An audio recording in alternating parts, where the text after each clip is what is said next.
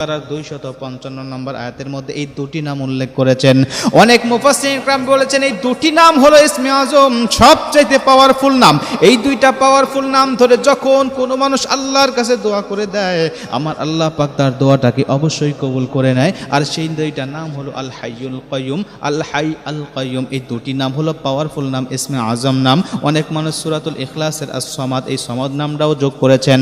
এই নামগুলো হলো ইসমে আজম, পাওয়ারফুল নাম। এই নামগুলো ধরে ধরে যখন আপনি দোয়া করবেন, আমার আল্লাহ বলে দিয়েছেন ওই ব্যক্তির দোয়া কবুল আমি অবশ্যই করে নেই। জোরে কোন সুবহানাল্লাহ। অবশ্যই আল্লাহ কবুল করে নেবে। তাহাজ্জুদ নামাজের ওয়াক্তে আপনি উঠবেন, আল্লাহ পাক এই সময় নিজে বান্দাদেরকে ডাকতে থাকে, বান্দা কি লাগবে তোমার বলো, আমার কাছে চাও। আপনি চাইবেন আপনার কি লাগবে, আপনার টাকা লাগবে, রিজিক লাগবে, মান লাগবে, সম্মান লাগবে, সন্তান লাগবে, ভালো স্ত্রী লাগবে, ভালো স্বামী লাগবে, কি লাগবে আল্লাহর কাছে দোয়া করতে থাকেন, আমার আল্লাহ পাক অবশ্যই আপনার দোয়াটাকে কবুল করে নেবে।